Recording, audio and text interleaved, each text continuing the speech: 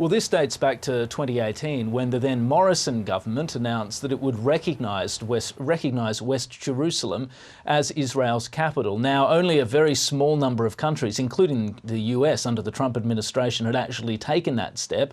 But the government said it was really just recognising the reality on the ground. It was fiercely criticised by the Labor Party at the time, which signalled back then in 2018 that should it win office, it would almost certainly reverse the decision. And was also quite contentious here in Australia. It was obviously supported by many, not all, but many Jewish groups in Australia. But Palestinian supporters and other groups were very, very bitterly disappointed by it and fiercely critical. Now, Penny Wong said this morning that this was entirely a cynical political ploy by the former Morrison government, and she was reversing it in order to right that wrong and to bring Australia back, as she put it, into the mainstream of public opinion internationally, saying the status of Jerusalem should be negotiated between the Palestinians and the Israelis before other governments weigh in on the question. Let's take a listen to what she had to say. The 2018 decision put Australia out of step with the majority of the international community and was received with great concern by members of the international community, and I think it is a matter of public record that concerns were expressed by Indonesia amongst others. And I would make the point, I can accept that the coalition and the Labor Party can disagree on matters of foreign policy. You know what this was though? This was a cynical play, unsuccessful, to win the seat of Wentworth in a by-election. And what people saw was the Prime Minister of the day trying to play foreign policy in order to win votes in a seat. For that reason, I made clear at the time, we reaffirmed our view that Jerusalem is a final status issue. What do those words mean? It means that that has to be resolved through negotiation between the parties.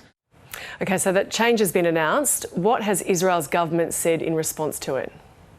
Well, Israel's government, unsurprisingly, is obviously disappointed by the decision. Its Prime Minister has put out a statement saying that Israel's capital remains Jerusalem and nothing that any other country does will change that.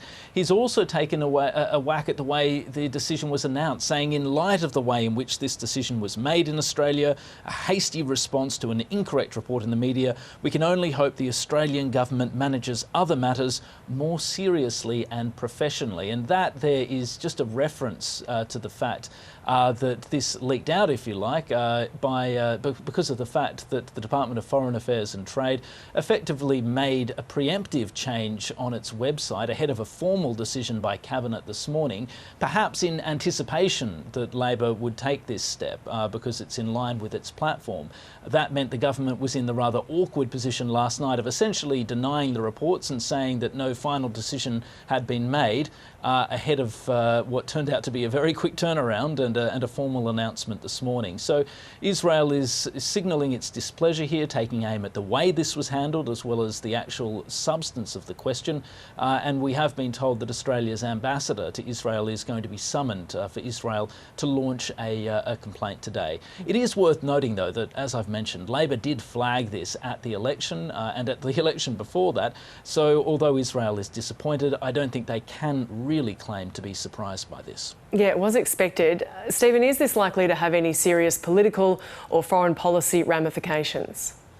Look, I don't think it'll have any deep implications for the relationship with Israel, in part because this would have been something that they would have expected. No doubt Israel is disappointed and it will hurt our capital in Jerusalem. But again, this would not have been a shock to them. So I don't think it will do any sort of lasting damage to the relationship. As for the local political implications, well, Labor seems pretty confident that it will not hurt it domestically. Obviously, the main seats, or some of the main seats where there's a sizable block of voters who are largely pro-Israel, they aren't in Labor hands as it is. So Labor seems fairly confident that the domestic political fallout will be limited. But some of the sort of more messy or shambolic elements to this decision-making may haunt the government for at least a few weeks. Foreign Affairs reporter Stephen Jedgetts, thank you.